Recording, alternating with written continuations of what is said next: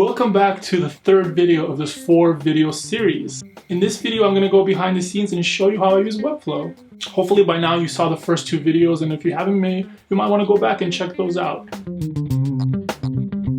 So what is Webflow, you might ask? Well, actually Webflow is a very powerful tool. It's pretty much a design development tool, all within the browser. Very powerful. There is a learning curve. It's not just kind of jumping in and just starting to throw stuff around. You have to, they do a really good job with tutorials. They have a lot of good tutorials on their website, and also there's different people that have tutorials on YouTube like Flux and some other YouTubers that kind of do a good job with that. But pretty much you're actually able to give specific rules to divs, which are these boxes, kind of like the box model, and you're able to assign certain rules to certain elements, and pretty much so things can be designed very responsively, meaning that it will work really well for all screen sizes, including mobile and tablet. It's really a tool kind of made for everybody, but really I think it's the strongest for designers, because now designers don't really have to think about code. For example, I'm not a big fan of code, although I understand and I've had to work with a lot of developers throughout my career. But with this tool, it kind of allows me to know a minimum amount of code potentially, but I don't have to work in code and just kind of doing stuff very logically. I really like it. Let's just jump in and check it out. Come on. So this is Webflow.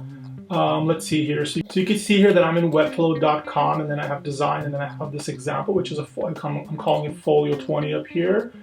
And pretty much you could see that there's certain rules that I set here right within Webflow. For example, I have this rule where if I move this thing, it stays no matter what size the vertical height of the screen is. So that way when people are on smaller devices like laptops, you know, all these elements will stay in place. And that's some rules that I set here on the side. There's a lot of things to go through here.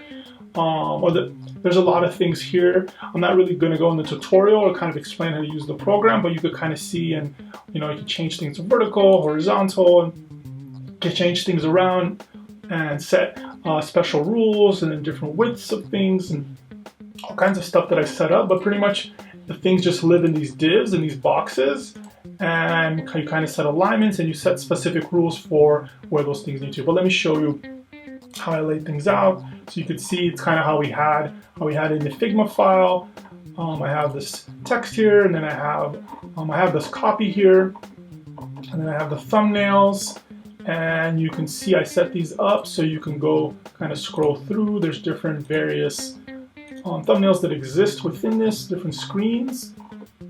And they could also get to the screens by hitting this arrow. And then I set some special rules that the arrow will be blinking, and I'll show you that in a second. And then at the bottom I have different ways for people to get in contact with me: LinkedIn, Dribble, YouTube.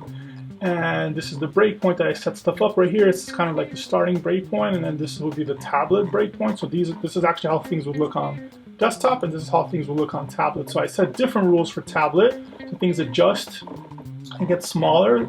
This is very convenient and really cool. Up here it's using these sizes using something called media queries, which sets specific width points for things to break up as they need to. And this is how things would look like on mobile, because I set those rules up, and this is what it would look like on, actually that was horizontal mobile and this is vertical mobile.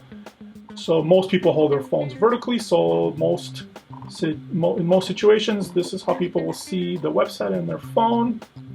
And if I hit this eyeball here, it will show us what the site will actually look like. I set some special rules for animations as well.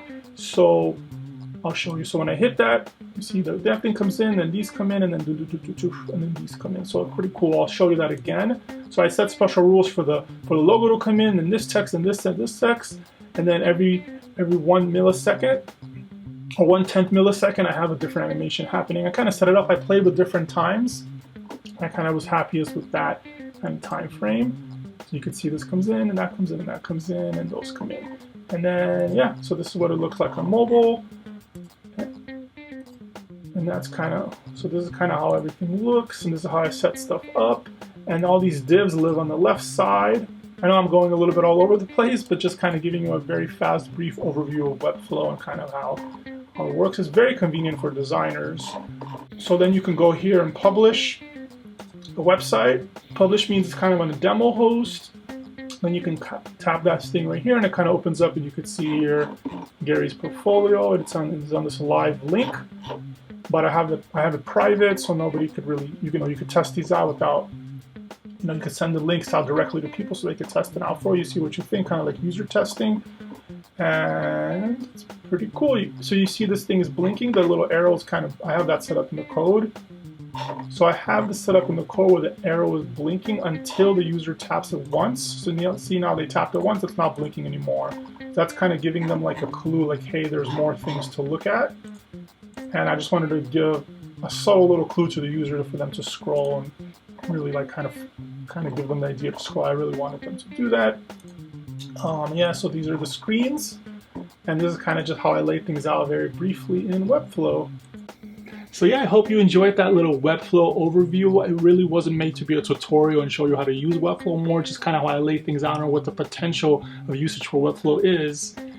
Thank you so much for taking the time and checking this video out. In the next video, I'm going to show you how I get people's eyeballs on my website. And there might be some cool techniques for you or some cool takeaways for you for that, so you can use them on your website. And thank you so much for taking the time and checking this video out. Have a good one.